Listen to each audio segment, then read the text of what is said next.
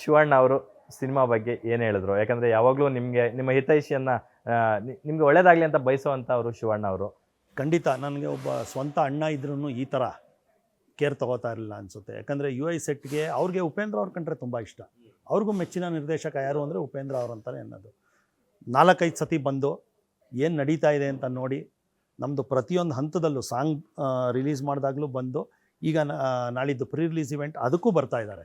Monday pre release event ಅದಕ್ಕೂ ಬರ್ತಾ ಇದ್ದಾರೆ. ಲವ್ಲಿ.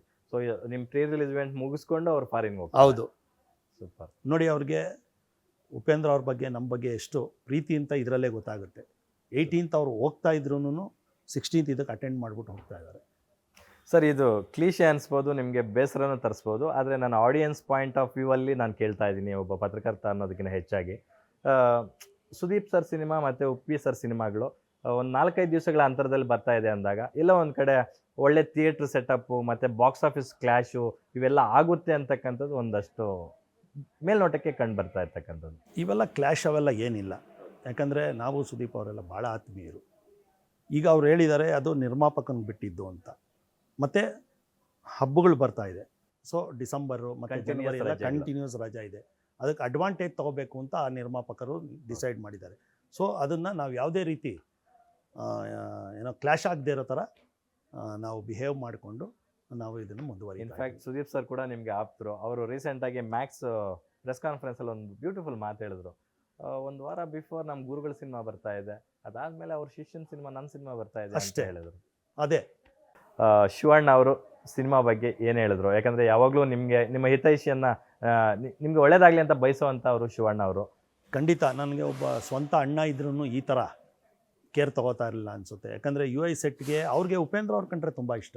ಅವ್ರಿಗೂ ಮೆಚ್ಚಿನ ನಿರ್ದೇಶಕ ಯಾರು ಅಂದರೆ ಉಪೇಂದ್ರ ಅವ್ರು ಅಂತಲೇ ಅನ್ನೋದು.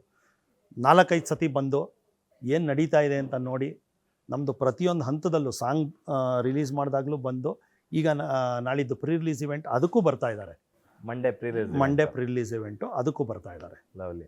ಸೊ ನಿಮ್ಮ ಪ್ರೀ ರಿಲೀಸ್ ಇವೆಂಟ್ ಮುಗಿಸ್ಕೊಂಡು ಅವ್ರು ಫಾರಿನ್ಗೆ ಹೋಗ್ತಾರೆ. ಹೌದು, ಸೂಪರ್. ನೋಡಿ ಅವ್ರಿಗೆ ಉಪೇಂದ್ರ ಅವ್ರ ಬಗ್ಗೆ ನಮ್ಮ ಬಗ್ಗೆ ಎಷ್ಟು ಪ್ರೀತಿ ಅಂತ ಇದರಲ್ಲೇ ಗೊತ್ತಾಗುತ್ತೆ.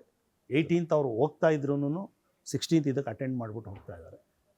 ಸರ್, ಇದು ಕ್ಲೀಶೆ ಅನಿಸ್ಬೋದು, ನಿಮಗೆ ಬೇಸರನೂ ತರಿಸ್ಬೋದು. ಆದರೆ ನನ್ನ ಆಡಿಯನ್ಸ್ ಪಾಯಿಂಟ್ ಆಫ್ ವ್ಯೂ ಅಲ್ಲಿ ನಾನು ಕೇಳ್ತಾ ಇದ್ದೀನಿ, ಒಬ್ಬ ಪತ್ರಕರ್ತ ಅನ್ನೋದಕ್ಕಿಂತ ಹೆಚ್ಚಾಗಿ. ಸುದೀಪ್ ಸರ್ ಸಿನಿಮಾ ಮತ್ತು ಉಪ್ಪಿ ಸರ್ ಸಿನಿಮಾಗಳು ಒಂದು 4-5 ದಿವಸಗಳ ಅಂತರದಲ್ಲಿ ಬರ್ತಾ ಇದೆ ಅಂದಾಗ, ಎಲ್ಲ ಒಂದು ಕಡೆ ಒಳ್ಳೆ ಥಿಯೇಟ್ರ್ ಸೆಟಪ್ಪು ಮತ್ತು ಬಾಕ್ಸ್ ಆಫೀಸ್ ಕ್ಲ್ಯಾಶು ಇವೆಲ್ಲ ಆಗುತ್ತೆ ಅಂತಕ್ಕಂಥದ್ದು ಒಂದಷ್ಟು ಮೇಲ್ನೋಟಕ್ಕೆ ಕಂಡು ಬರ್ತಾ ಇರ್ತಕ್ಕಂಥದ್ದು. ಇವೆಲ್ಲ ಕ್ಲ್ಯಾಶ್ ಅವೆಲ್ಲ ಏನಿಲ್ಲ.